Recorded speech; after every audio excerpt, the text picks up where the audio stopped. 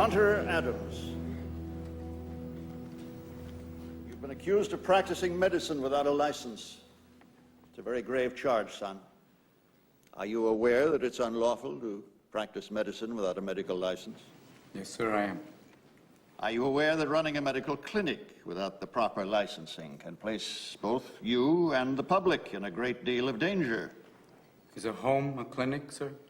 If you are admitting patients and treating them, physical location is irrelevant. Yes, sir. Will you define treatment for me? Yes, treatment would be defined as the care of a patient seeking medical attention. Have you been treating patients, Mr. Adams? Well, sir, I live with several people. They come and go as they please. I offer them whatever help I can. Mr. Adams, have you or have you not been treating patients at your ranch? Everyone who comes to the ranch is a patient, yes. And every person who comes to the ranch is also a doctor. I'm sorry.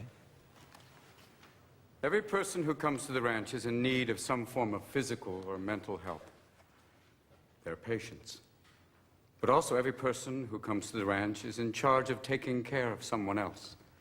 Whether it's cooking for them, cleaning them, or even as simple a task as listening. That makes them doctors. I use that term broadly, gentlemen, but is not a doctor someone who helps someone else?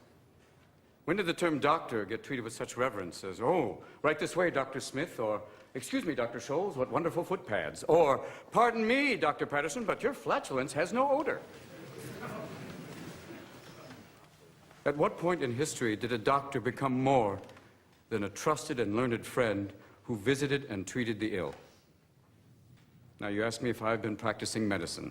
Well, if this means opening your door to those in need, those in pain, caring for them, listening to them, applying a cold cloth until a fever breaks, if this is practicing medicine, if this is treating a patient, then I am guilty as charged, sir.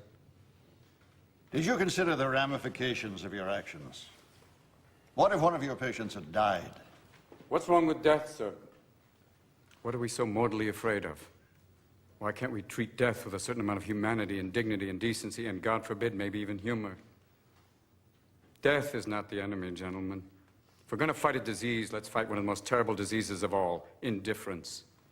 Now, I've sat in your schools and heard people lecture on transference and professional distance. Transference is inevitable, sir. Every human being has an impact on another.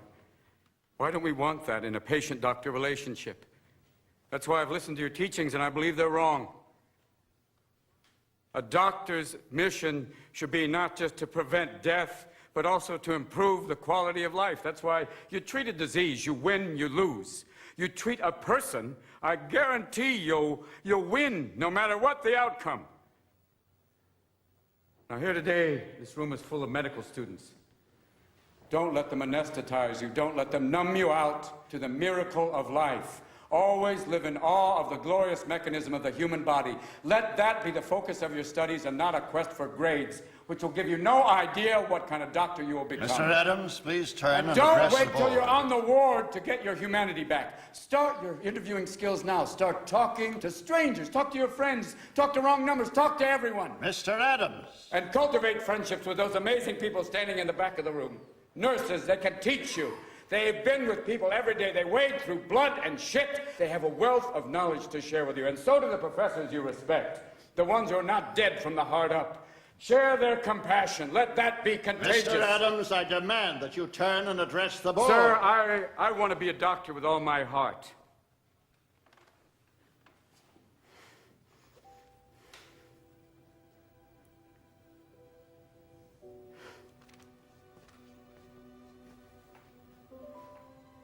I wanted to become a doctor so I could serve others. And because of that, I've lost everything. But I've also gained everything.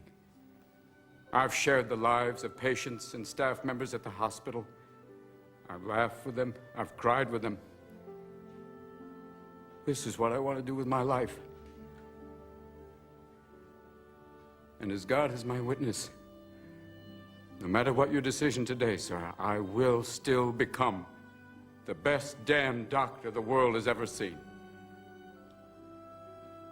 Now, you have the ability to prevent me from graduating. You can keep me from getting the title and the white coat. But you can't control my spirit, gentlemen. You can't keep me from learning. You can't keep me from studying. So you have a choice. You could have me as a professional colleague, passionate, or you can have me as an outspoken outsider, still adamant. Either way, I'll probably still be viewed as a thorn. But I promise you one thing. I am a thorn that will not go away. Is that all? I hope not, sir. We will adjourn briefly.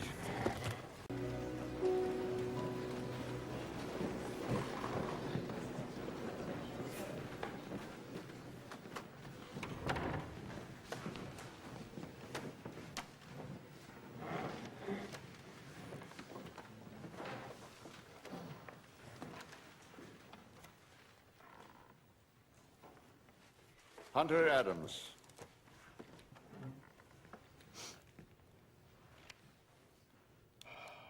We find your methods less than appealing.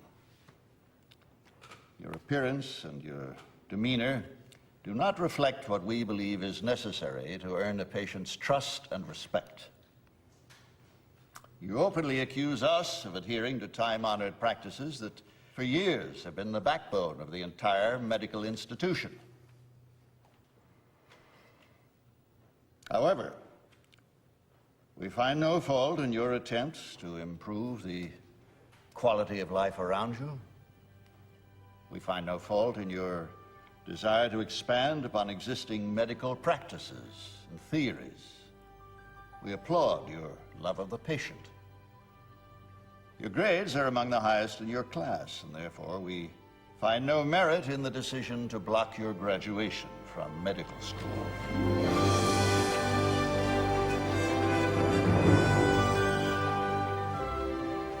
Along with your crass and disdainful behavior, you carry with you a flame, which one could only hope would spread through the medical profession like a brush fire.